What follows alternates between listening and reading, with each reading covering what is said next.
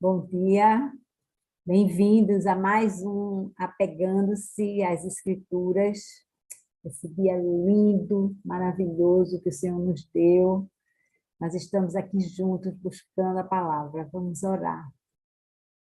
Pai, obrigada porque você tem um plano maravilhoso, e você revelou esse plano e o nosso papel nesse plano, porque temos um papel sim. Obrigada pela tua revelação. Obrigada por tu nos trazeres aqui, Senhor, diante de ti, para recebermos, Senhor, toda essa instrução, esse direcionamento do alto. Obrigada, Senhor, pelo teu cuidado conosco, pela tua parceria, pelo teu amor. Ser conosco, Espírito Santo de Deus, vem iluminando as nossas mentes para que nós possamos capturar toda a mensagem que está contida nesse capítulo 3 de Efésios. Vem falar aos nossos corações, vem transformar as nossas vidas, em nome de Jesus. Amém. Amém, amados. Aqui estamos mais uma vez, né? Continuando no livro de Efésios. Lembra que o livro de Efésios é chamada coroa das cartas paulinas, né?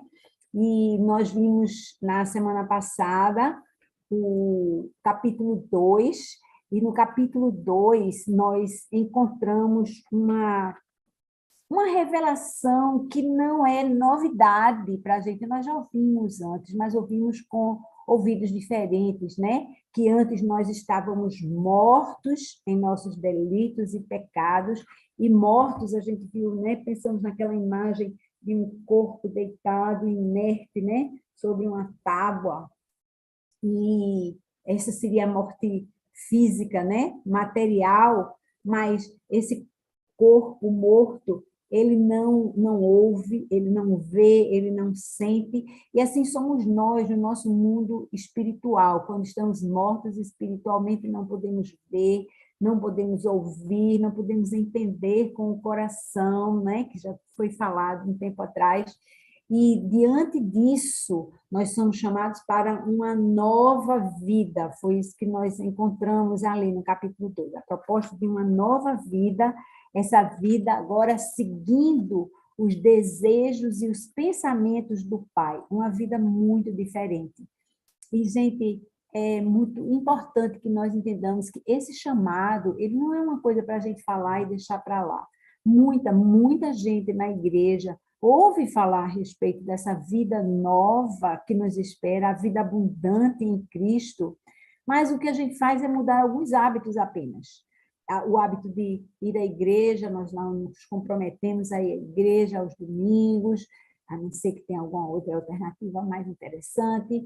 Nós nos comprometemos a estar numa célula semanalmente, nós nos comprometemos muitas vezes com ministérios, né, com o serviço da igreja, mas isso tudo são ações externas.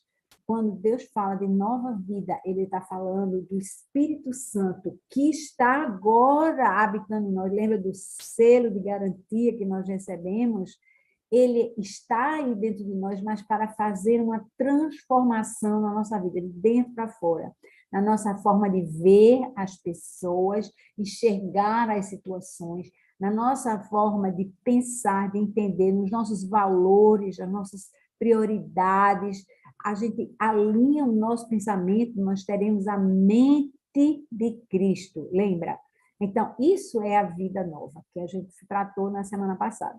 E aí havia uma segunda parte daquela carta, naquele capítulo 2, que falava agora da execução daquele plano maravilhoso. Era o plano de Deus de fazer de gentios e judeus uma só igreja. Então, não havia mais aquele povo escolhido, na verdade, agora todos são iguais diante de Deus. Aquilo não é que Deus mudou de opinião, tá? A verdade é que ele usou aquilo para mostrar que mesmo um povo escolhido, comprometido com Deus, caminhando com eles, não conseguia seguir a lei, não conseguia ser santo e puro como o nosso Deus é. E agora, A proposta é, então vamos, né, a partir de Jesus, vamos ser igreja, um corpo, embora um corpo invisível, um corpo do qual Jesus é a cabeça. E é assim que nós devemos marchar. Nós pertencemos aí, nessa cabeça. E agora nós vamos ao capítulo 3, que revela o nosso papel individual, como indivíduos nesse corpo, tá?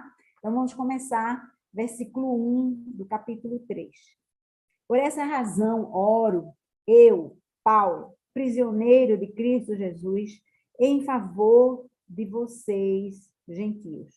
A primeira coisa que eu quero chamar a atenção é que Paulo está dizendo aqui, eu sou prisioneiro de Cristo Jesus.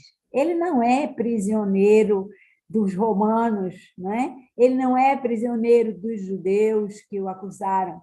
Ele é prisioneiro de Cristo Jesus, porque a vida dele está entregue a Jesus, e é Jesus que tem todo o controle de tudo que acontece na vida de ali, naquele momento, sim, ele está aprisionado, mas ele está a serviço do reino. Ele está consciente e operando, ativo, intencionalmente agindo em todo o tempo. E ele ainda diz mais, em favor de vocês, gentios. Lembra que gentios foi a palavra que começou tudo lá atrás. Essa semana, eu voltei ao livro de Atos, né, para recordar tudo aquilo que tinha acontecido ali com Paulo. Lembra? Paulo voltou da terceira viagem missionária e ele trouxe ofertas para a igreja de Jerusalém.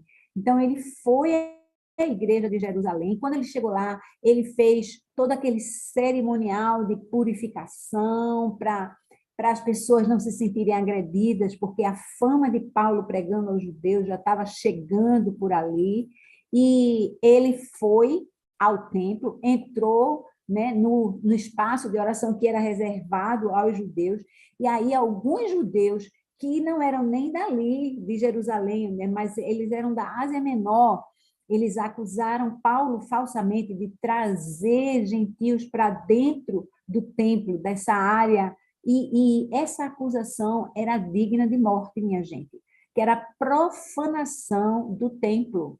Então, nem os romanos entravam ali, com toda a sua autoridade, né, de dominadores, eles não entravam naquele espaço, eles respeitavam.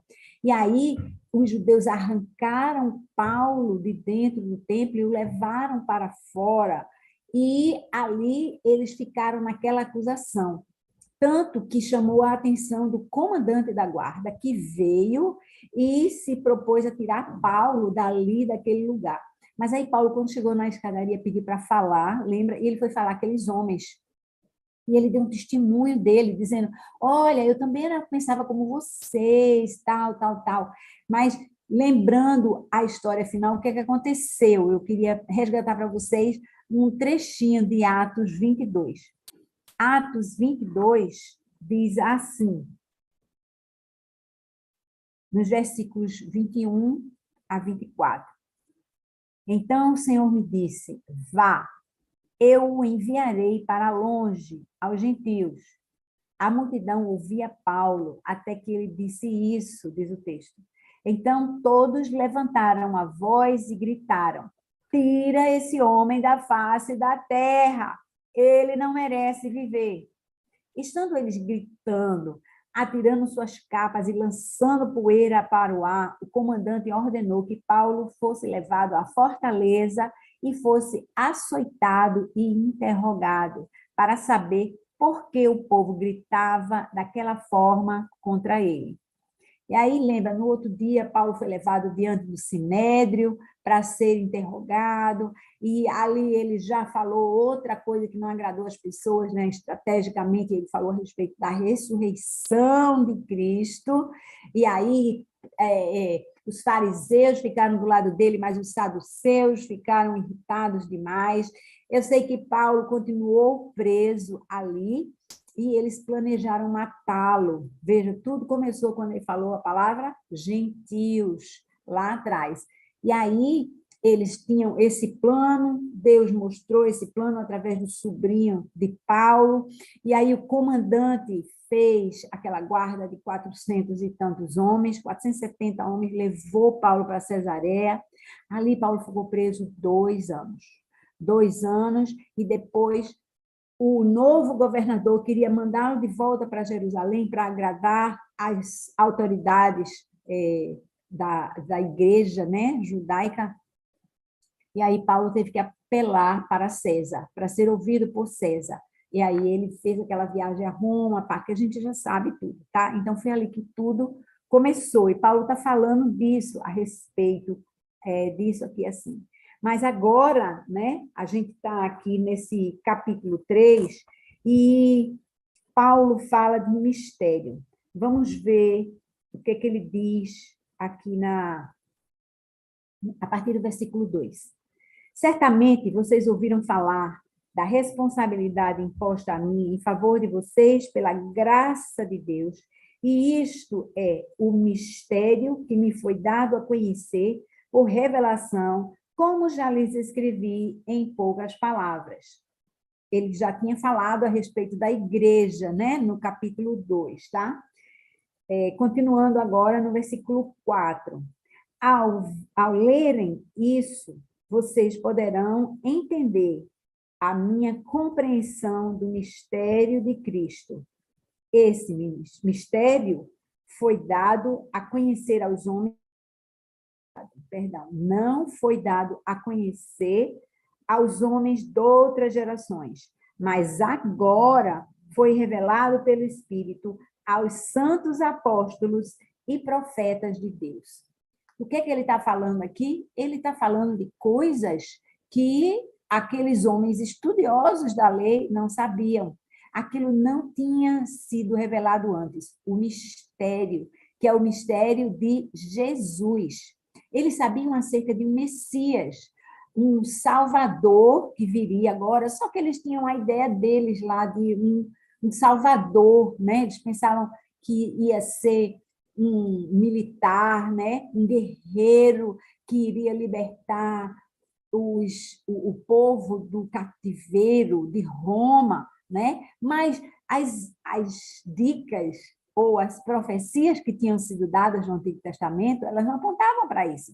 Elas falavam de alguém que veio de Belém, elas apontavam para alguém que nasceu de uma virgem, elas apontavam para alguém, né, com várias outras características que Jesus tinha. Ele era chamado de Nazareno, porque ele foi criado em Nazaré, mas ele nasceu em Belém. E aí depois as pessoas não acreditaram em Jesus, porque disseram, viria alguma coisa boa de Nazaré, né? Pensando, ele veio dali, mas na verdade ele tinha nascido em Belém. Então as pessoas não procuraram saber mais, né, a respeito de Jesus.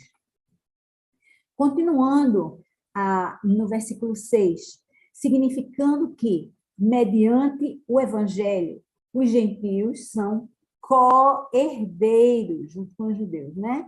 Com Israel, membros do mesmo corpo e co-participantes da promessa em Cristo Jesus.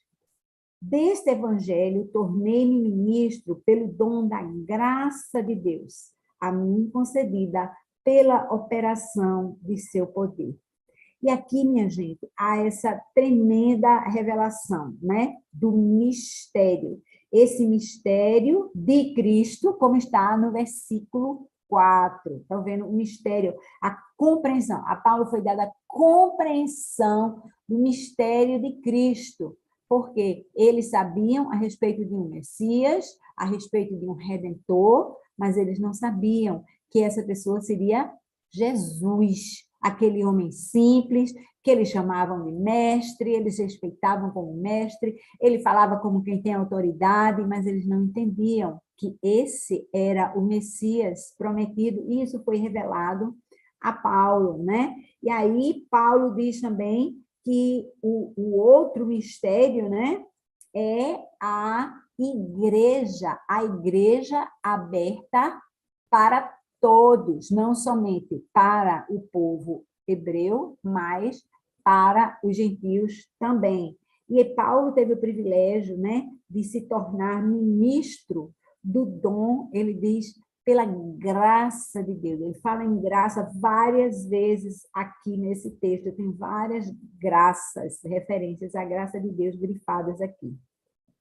E aí ele diz que a ele foi concedida a operação dessa pregação pelo poder de Deus.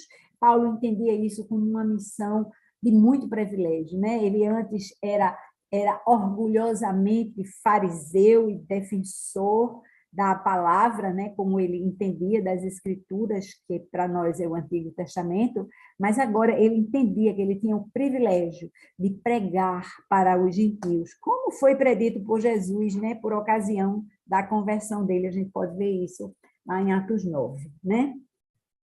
Continuando agora no versículo 8. Embora eu seja o menor dos menores de todos os santos, foi-me concedida esta graça de anunciar aos gentios as insondáveis riquezas de Cristo e esclarecer a todos a administração deste mistério que durante as épocas passadas foi mantido oculto em Deus, que criou todas as coisas. Então, o que é que Paulo está dizendo aqui? Primeiro, vejam com que humildade ele se achega, né? Ele se diz o menor dos menores de todos os santos. É assim que ele se autodefine, né? E é importante que a gente entenda que Paulo vai estar aqui se colocando de uma forma muito humilde, dizendo que tudo é graça de Deus. É graça de Deus, é um privilégio, algo que eu recebi sem merecimento, porque Deus é bom, porque Ele resolveu me dar. Mas Ele revela, isso não estava revelado, foi guardado, mantido oculto em Deus, que criou todas as coisas.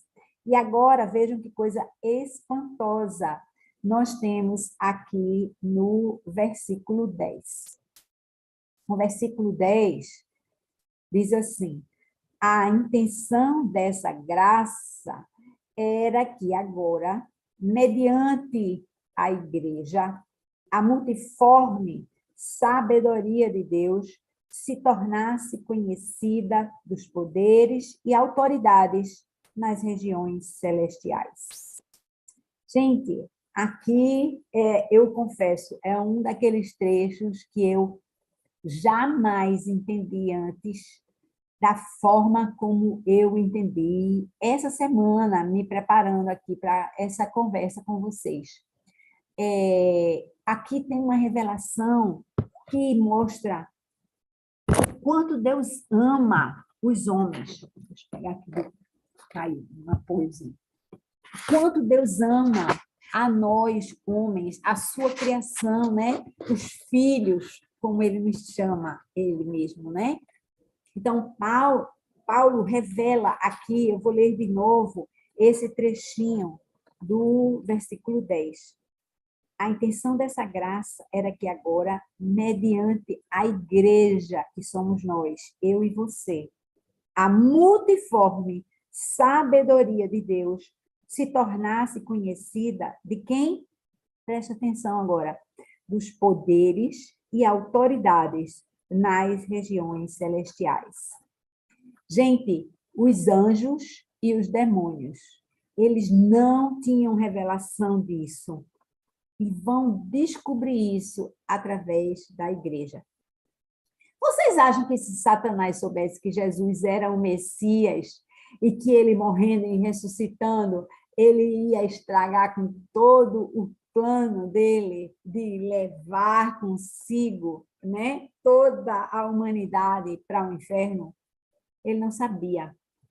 Os anjos e os demônios não sabiam a respeito do poder e do plano de Deus a ser realizado através de Jesus. Aquele do qual nós falamos no capítulo 1 aqui de Efésios, né? 2 semanas atrás.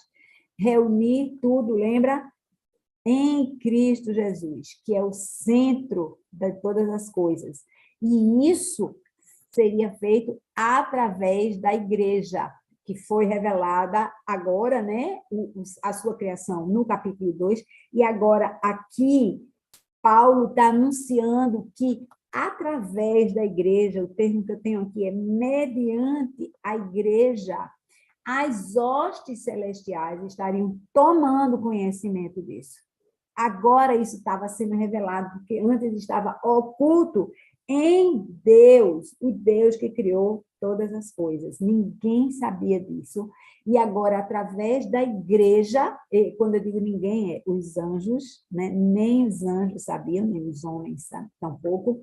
Agora está sendo revelado através da igreja que Jesus fundou.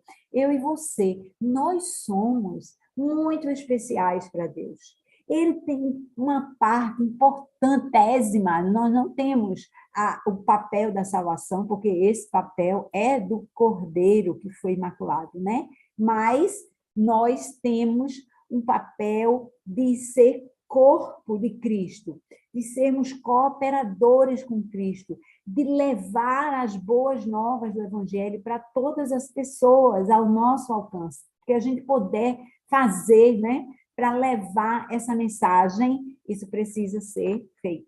E aí, continuamos, e ele está falando aqui da multiforme sabedoria de Deus se tornar conhecida. Minha gente, o conhecimento de Deus, ele tem vários ângulos, ele tem vários aspectos. Muitas vezes a gente se detém em um, né? Às vezes o estudo da palavra, tem gente que estuda a palavra, mas se esquece do amor de Deus, que é outra multiforme sabedoria de Deus, né?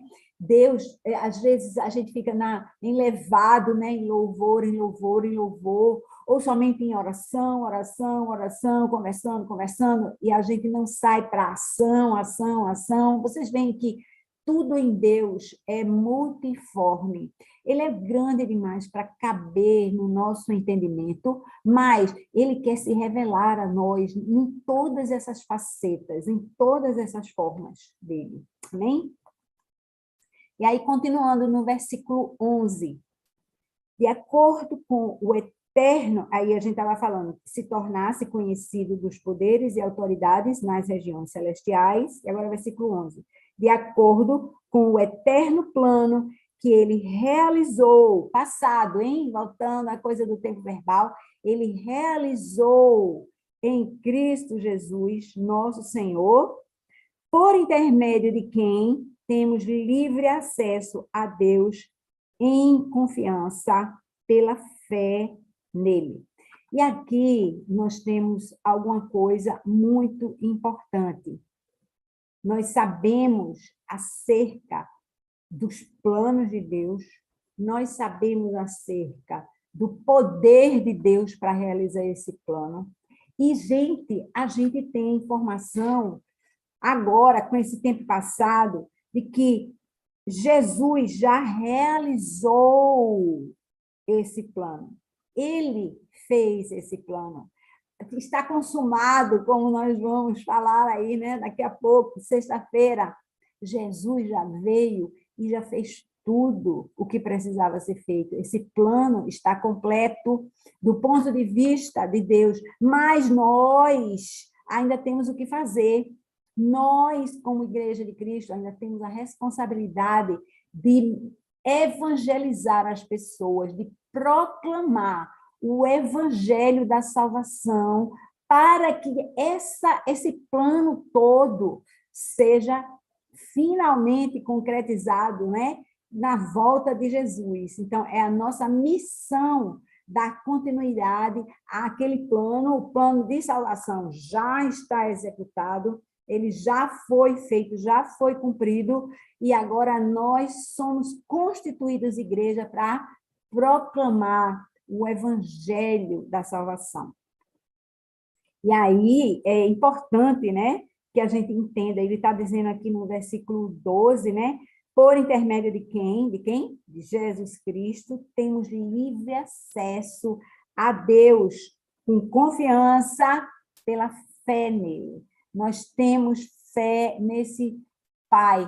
E eu vou dizer, ele fica cada vez mais real, né? Mais concreto, na medida em que a gente se embrenha na palavra dele. Quanto mais a gente lê a palavra, quanto mais a gente não é compreender, porque as coisas de Deus elas são grandes demais para serem compreendidas, mas quanto mais nós aceitamos isso como uma verdade na nossa vida, uma verdade que não pode ser mudada, não pode ser abalada, é uma verdade absoluta.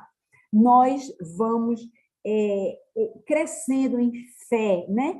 A gente também, muitas vezes, não presta atenção no versículo que diz: a fé vem pelo ouvir e ouvir da palavra de Deus, né? É a palavra de Deus que traz em nós, que constrói em nós a fé naquele Deus que é real, que existe, mas que às vezes fica parecendo distante, né? Embaçado por tudo que cerca a nossa vida, por tudo que chama a nossa atenção, tudo que nos distrai, né? Tudo que nos leva noutra direção. A gente tem que aprender a evitar isso. E aí, concluindo essa primeira parte do capítulo 3, versículo 13, diz: portanto, significa, diante de tudo isso, eu peço a vocês que não desanimem por causa das minhas tribulações em seu favor, pois elas são uma glória para vocês. Olha, Paulo, ele está preso, minha gente. A gente não pode esquecer que, apesar de gloriosa, apesar de ser a coroa, né? A coroa das cartas de Paulo, das epístolas de Paulo, ela foi escrita numa prisão. Então, Paulo está preso. De dia ele pode andar por aquela casa alugada, mas ele era preso, ele vivia, né, de noite, ele passava a noite acorrentado com um soldado que estava de vigília com ele. E vocês lembram que Pedro e Paulo já tiveram episódios de fugir da prisão antes, né? Eles foram tirados por anjos ali, isso era conhecido, isso era muito falado, e a gente sabe que aqueles carcereiros, se eles não dessem conta de manter o prisioneiro ali, eles pagavam com a própria vida. Então, Paulo não dormia solto, feito eu e você, né? Ele dormia algemado, ele dormia preso a um soldado.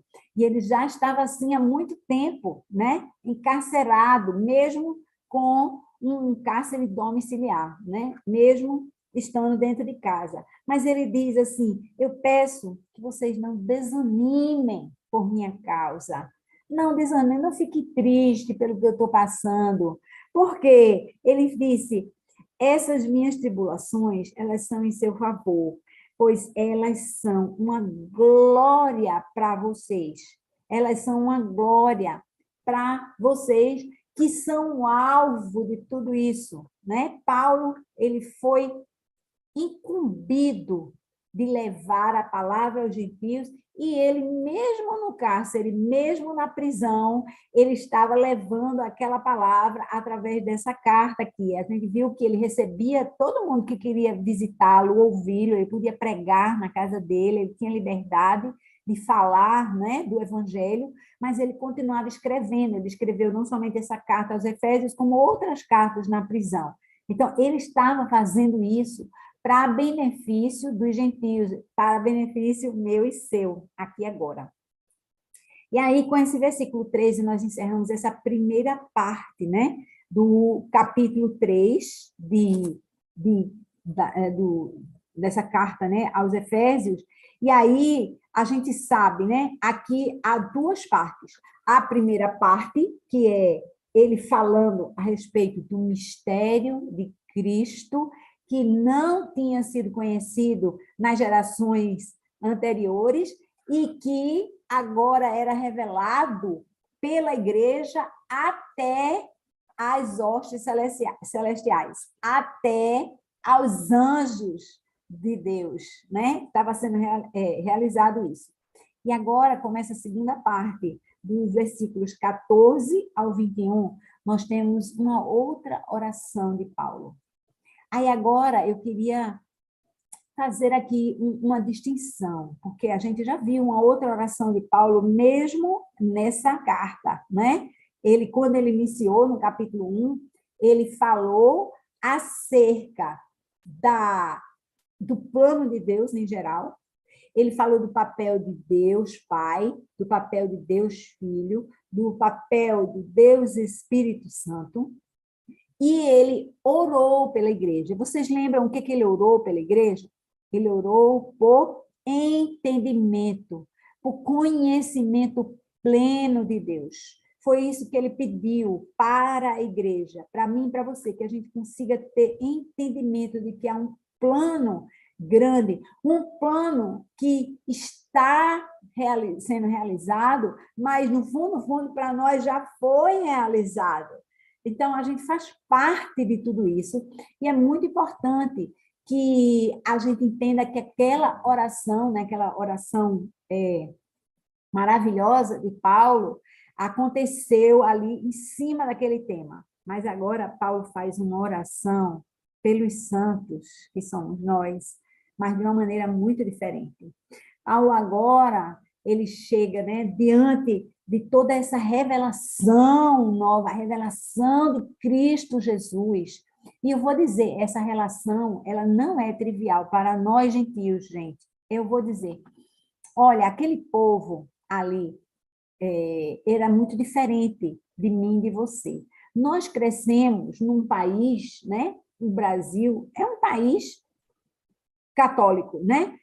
Ou cristão, como você queira, mas eu mesmo cresci em um lar católico. Nós tínhamos sempre essa ideia de que há um Deus, que é um Deus soberano, poderoso, criador do céu e da terra. Eu sabia o credo decorado, né? O credo niceno, o credo apostólico, eu sabia tudo ali. Ou seja, eu professava a fé em Cristo Jesus desde pequenininha, desde pequenininha. Eu não sei com que idade aí, eu era bem pequena, eu já fiz a primeira comunhão, eu já sabia catecismo, eu já tinha esse entendimento. E hoje, nós temos, mesmo, e eu estou querendo me colocar como um tipo, né? Como alguém normal, né? Na nossa cultura, que ouve, sabendo que há um Deus, né? Mesmo quem não entra na igreja, sabe que tá tocando, tem uma missa, tem um louvor, tem um culto, há um Deus que é não somente, né, considerado sobre todos, maravilhoso, todo-poderoso, como amado, como um Deus cuidador, um Deus a quem a gente recorre. Quem é que não sabe o Pai Nosso? Quem é que não pede uma oração quando alguém está doente? Você conhece algum descrente que não peça oração quando alguém está doente na família, na sua casa? Não é? Mas agora Paulo, voltando ali para o ambiente dessa carta, Paulo estava num meio de um povo e ele estava falando aos efésios e o pessoal da Ásia Menor, que tinham crendices, eles acreditavam em deuses. Lembra da história? A deusa Diana dos Efésios, né? O templo da Diana era muito maior, era um dos grandes monumentos ali da ocasião, né? Assim, era muito grande, era muito conhecido, né? Era muito respeitado, né? E era, claro, a gente sabe, né? A fonte de muita comercialização ali, daquele povo vivia essa realidade de deuses no plural, com D minúsculo e plural, né? Agora Jesus chega, Salvador único, nome sobre todo nome, morrendo na cruz para redimir o meu e o seu pecado. Aquilo era uma verdade muito distante, muito estranha, muito impessoal, né? Para essas pessoas que viviam, né, adorando deuses sem conhecer a verdade. Então, para nós, isso não é tão impactante e nem por isso deixa de ser, passa a ser menos difícil. De jeito nenhum é menos difícil para nós entender. Por quê? Porque agora nós estamos pregando um Jesus vivo, um Jesus que lhe ama, que está presente. Eu falo com Deus o tempo todo, o tempo todo. Ele está aqui, eu digo, eita, mas de muita sol, escureceu cedo hoje. Hoje tá, eu estou aqui conversando com ele. Falo com ele como eu falo com você, se eu estiver junto de você. Ele é mais real para mim do que qualquer um de vocês aí, através dessa câmera, né? Ele é muito real. Eu sei quem ele é, eu sei que ele está comigo, eu sei que ele está me ouvindo, sim, ele não está distraído com coisa nenhuma, ele está ligado e ele se importa muito, né, com tudo. E aí, esse Deus precisa ser revelado na nossa vida. E agora Paulo ora por isso. Vamos ver aqui o que é que diz o texto a partir do versículo 14. Por essa razão, ajoelho-me diante do Pai. Queria começar dizendo, essa não é uma postura normal na cultura. Aquele povo, para orar, né, o povo judeu ali, que orava, né, a deuses, a Deus, eles oravam de pé com os braços para cima. Eles não oravam de joelho. De joelho era quando a situação estava bem complicada. Então, nós temos a citação de oração de joelhos, que é uma coisa excepcional, né? Em certas ocasiões na Bíblia, sim, você pode encontrar isso aí, mas, inclusive, eu já tinha citado antes Daniel orava de joelhos 3 vezes ao dia, mas isso não era uma postura normal. Mas Paulo está se colocando aqui, lembra que ele já disse que era o menor dos menores, e agora ele está se ajoelhando diante do Pai. Versículo 15, do qual recebe o nome toda a família nos céus e na terra. Oro para que, com as suas gloriosas riquezas, ele nos fortaleça no íntimo do seu ser com poder, por meio do seu Espírito. Ele os fortaleça. Ele está dizendo, ele está pedindo ao Deus que, pela sua riqueza, pela sua abundância, né, ele fortaleça cada um no íntimo do seu ser com poder por meio do seu Espírito. Ele está dizendo assim, eu quero, Deus, por favor, Deus, faça isso na vida dessas pessoas. Por favor, Deus, fortaleça-os interiormente, para que eles não devaneçam, para que eles não caiam, para que eles não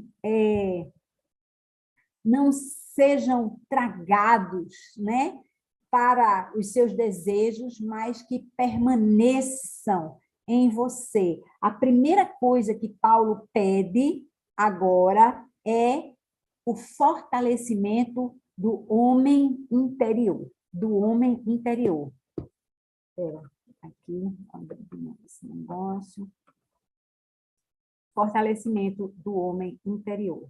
Voltando aqui, versículo 17. Para que Cristo habite no coração de vocês, mediante a fé, e oro para que, estando arraigados e alicerçados em amor. Aqui duas coisas muito importantes nesse versículo. Ele ora para que Cristo habite no coração de cada um. Ora, a gente já sabe que Cristo Cristo é Deus, né? E o Espírito Santo. Ele habita dentro de nós. Porque isso está na palavra. Na hora que você aceita a Jesus Cristo como Senhor e Salvador, a gente recebe o selo, a gente já falou disso aqui, a gente recebe o selo de garantia, a gente recebe o seguro, né? o down payment aqui, como é? A entrada naquela compra da nossa vida que foi feita com o sangue de Jesus. E o Espírito Santo vem habitar em nós. Agora, como é que Paulo chega aqui e diz no versículo 17? Para que Cristo habite no coração de vocês. Ora, é porque, às vezes, o Espírito Santo vem habitar dentro de nós, mas ele não habita plenamente.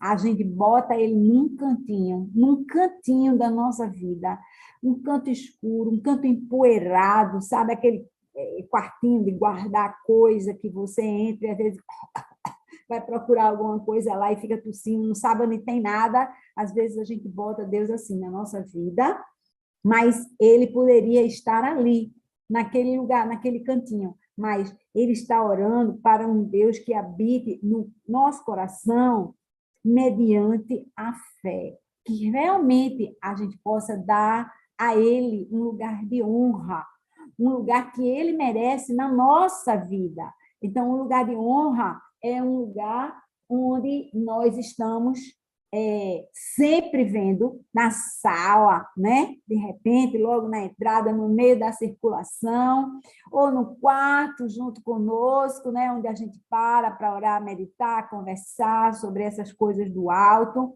mas não escondido lá atrás. Um lugar de honra, um lugar de pleno acesso, onde ele não fica esquecido, pelo contrário, a gente esbarre com ele o tempo todo, a gente esteja sempre perguntando, será que isso está bom? Será que isso está ruim? O que você acha disso? Hoje eu tive um dia tão cansativo, deixa eu te contar o que aconteceu lá no meu trabalho, lá nas minhas compras, lá naquele ministério, naquela obra que a gente foi fazer ali, você não acredita, o sufoco, então foi tão bom, tanta gente entregou a vida. Olha, ele precisa estar no meio disso tudo. E aqui, no final desse versículo 17, tem uma coisa que realmente é chave para a gente guardar. Ele diz assim, estando arraigados e alicerçados em amor. Estando arraigados, quer dizer, estando enfronhados, estando realmente presos, né? Presos, alicerçados em amor. Aqui, Jesus está voltando a uma imagem que nós já nos referimos antes, tanto a respeito de raízes de uma árvore, como árvore que cresce, né? Há muitas referências na Bíblia a respeito de raízes, e também lembra que a gente falou recentemente sobre um prédio, mas é um prédio, um edifício vivo, um edifício que cresce, e não existe um prédio que seja edificado sem uma base. E a proporção, o tamanho da base é que vai ditar o quão alto o edifício, a casa pode ser. Por quê? Porque se a base for fraquinha, pequenininha, não é?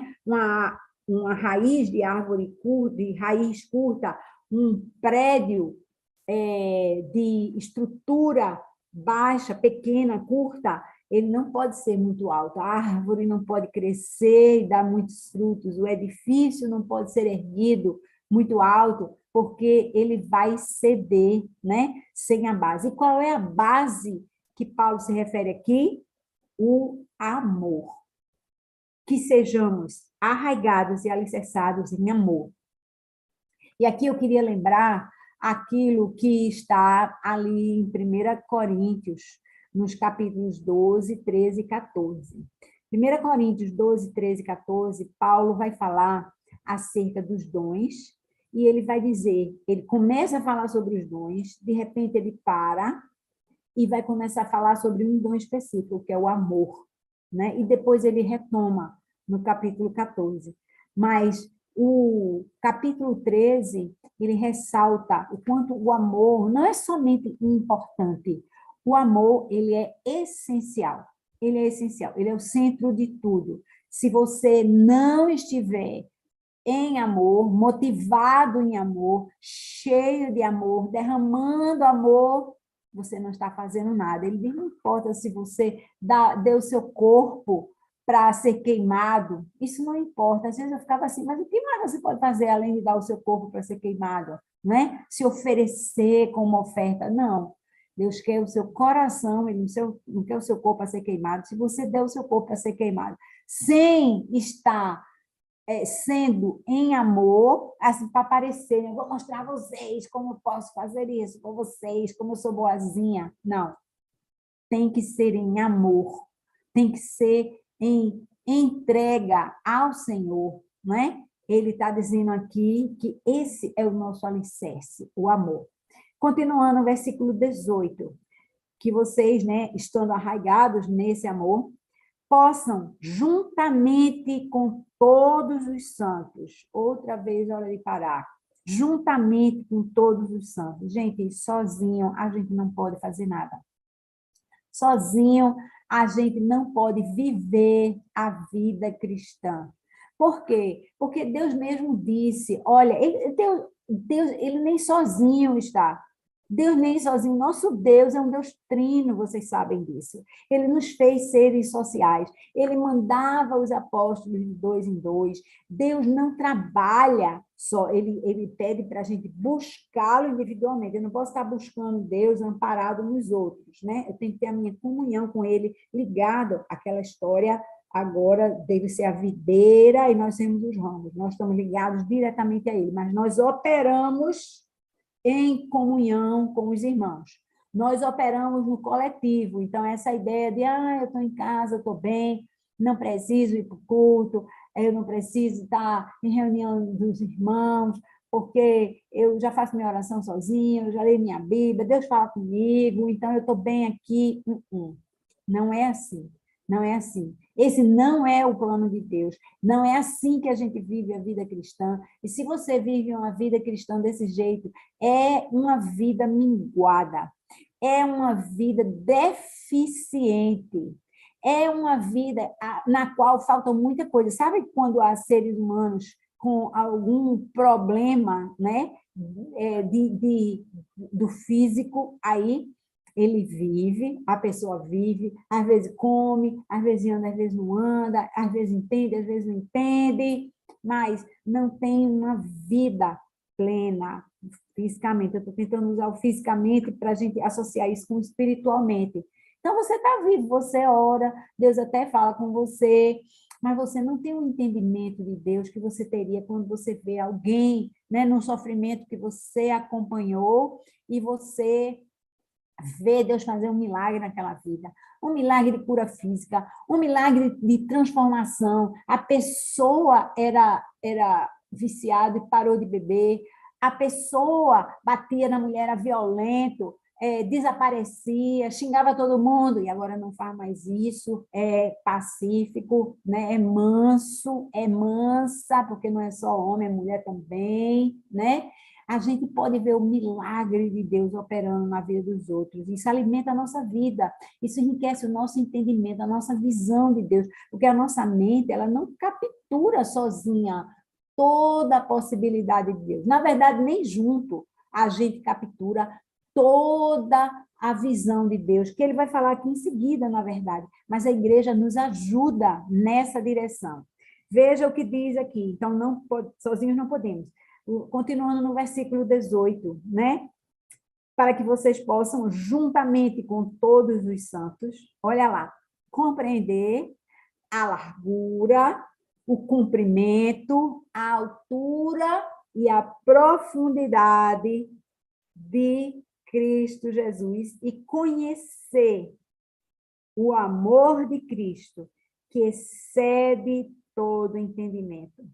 Esse versículo 19 é bem interessante, porque, minha gente, isso é uma contradição. O que Paulo está pedindo aqui é para que nós conheçamos o amor de Cristo, que excede todo conhecimento. Então, ele está pedindo que eles conheçam o que não pode ser conhecido, né? Mas, olha, a gente está falando do Deus Todo-Poderoso, né? O Deus que pode muito mais do que pedimos ou pensamos. O Deus que pode todas as coisas. Então, Paulo não está nem aí se isso que ele está pedindo é execuível ou não. O que ele está dizendo é, eu quero isso, esse é o meu desejo, que todo mundo entenda todas as dimensões do seu conhecimento, Deus. Todas as dimensões, conheçam você de forma completa, de forma sem faltar nada aí, né? Que haja esse entendimento, que haja essa percepção.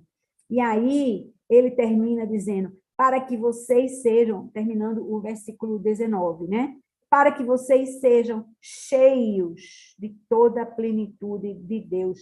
E esse, para que vocês sejam cheios aí, é o seguinte, a gente pode ser cheio, sim, mas está difícil com a plenitude de Deus, porque a plenitude de Deus não cabe em nós. Não cabe em nós. Nós podemos ser cheios, sim, mas ser cheio com a plenitude de Deus, com tudo que Deus tem, é verdadeiramente uma tarefa para Deus. Mas Paulo está pedindo. Vocês estão vendo a ousadia da oração de Paulo? O que ele está pedindo? Ele diz, eu não sei como é que você vai fazer, mas eu quero isso, é isso que eu desejo. Eu quero que eles tenham amor, sejam fundamentados em amor, que esse amor faça com que eles tenham fé, que eles andem juntos, e que eles andando juntos, eles possam entender experimentalmente esse conhecer que ele usou aqui, né? Conhecer aquilo que não pode ser conhecido, aquilo que excede todo conhecimento, é um conhecimento experimental. Eu quero que eles experimentem quem você é, Deus. É isso que Paulo está pedindo aqui. Amém? É uma coisa muito linda. Nós vamos orar sobre isso já já, mas vamos concluir com os versículos 20 e 21. Versículo 20. Aquele que é capaz de fazer infinitamente mais do que tudo o que pedimos ou pensamos, de acordo com o seu poder que atua em nós. A ele seja a glória na igreja e em Cristo Jesus, por todas as gerações, para todo o sempre. Amém. Olha, aqui Paulo está trazendo a honra e a glória onde é devido. Ele está trazendo a honra e a glória a quem é devido. A quem? Aí ele adjetiva Deus. Ele adjetiva Deus. Ele coloca em Deus um rótulo do qual ele verdadeiramente é digno. Ele diz, para você, Deus, para você que é capaz de fazer infinitamente mais do que tudo que pedimos ou pensamos. Gente, esse Deus está visível ao nosso redor. E a ele nós devemos dar toda a honra e toda a glória. Não vamos dar glória a homens. Às vezes alguém orou por mim e aí eu fui curado. Eu estava com a dor e a dor passou. Eu estava com a doença foi embora. Glória a Deus por isso. Glória a Deus. A glória seja dada a Deus por isso. Porque só Ele pode realizar essas coisas. E nós precisamos entender isso e dar a Ele a glória que a Ele é devida. Amém? Eu queria estar orando aqui a respeito desse tema.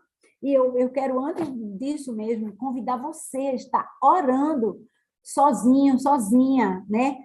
A respeito disso, a respeito de Deus revelar a você aquilo que é o seu papel, aquilo que Ele quer que você faça na igreja, né? No corpo dele, onde você está inserido, e que você possa verdadeiramente ser imbuído desse Espírito, né? Da plenitude de Deus, ser cheio do Espírito de Deus. Gente, eu estou gravando isso aqui, pós, né? Essa sessão aqui, porque a sessão não foi gravada quando a gente fez mais cedo a reunião de Zoom. Não houve a gravação no YouTube, então estou fazendo aqui. Nesse momento, lá na hora do compartilhar, houve muito testemunho, vários testemunhos maravilhosos do poder de Deus, né? Do poder de cura, poder de pessoas que estavam se queimando no hospital e foram retiradas dali. E assim, Deus tem feito isso em muitas ocasiões frequentes mesmo, não só pessoas que estavam moribundas, morrendo, e saem do hospital com alta e estão bem, como pessoas que não podiam viver, porque mães não podiam dar à luz, e agora estão no nosso meio, né? Nós falamos de Lívia, glória a Deus, de Samuel e Leila, né? Que está aí linda, maravilhosa, falando de Isabela, filha de Chico e Dani, que está aí se aproximando, né, da gente, já já chega. Nós estamos falando de milagres que Deus tem feito ao nosso redor. Ele pode muito mais do que pedimos ou pensamos. Ele podia, quando Paulo escreveu isso, ele pode hoje, e ele faz isso hoje no nosso meio. Eu quero orar que essa verdade seja real na sua mente, ela chegue no entendimento, no seu entendimento, de forma que isso lhe motive, lhe encha de poder no seu homem e mulher interior, né? No seu ser interior, e que você possa verdadeiramente buscar isso como centro da sua vida, Jesus no centro da sua vida, para que nós possamos ser instrumentos de Deus, onde quer que nós estejamos, que nós possamos ter a convicção, ter o poder, ter a plenitude de vida em qualquer situação, ali como Paulo estava preso, podia estar doente, mas ele cria em Deus e ele agia, ele se movia, ele era intencional e a sua fé era inabalável. É isso que eu oro por vocês agora. Pai amado, Pai querido, nós, Senhor, carecemos de Ti. Nós precisamos de Ti, Senhor. Precisamos não somente Te conhecer, Senhor, mas Te colocar no centro da nossa vida. Pai, nós Te pedimos, em nome de Jesus, vem operar em nós, Senhor, esse milagre, o milagre da realização, do entendimento, Deus, de que Tu és o Deus criador do universo.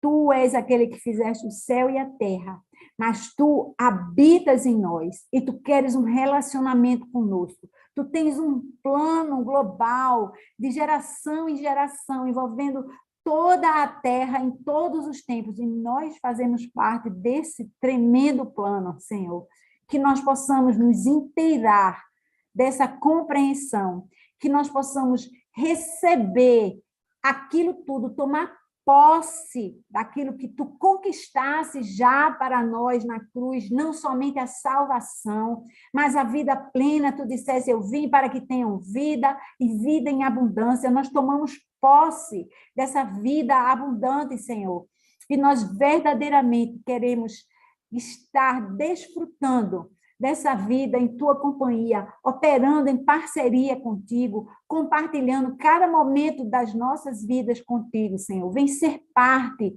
da nossa vida, Pai. Nós Te pedimos e nós já Te agradecemos, no nome poderoso de Jesus. Amém.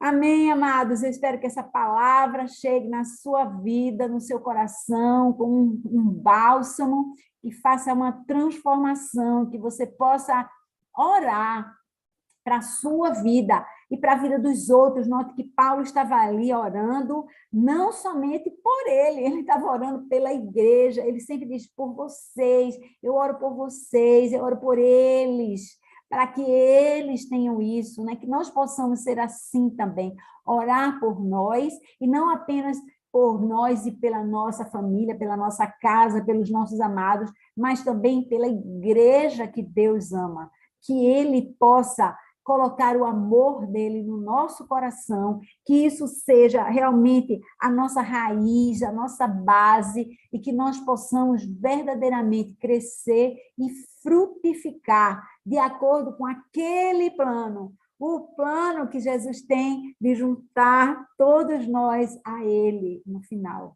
Amém? Amém. Eu espero que você tenha sido abençoado por esse estudo, motivada a estar buscando mais e mais no Senhor. Que Deus abençoe e até domingo que vem. Beijo no coração. Tchau, tchau.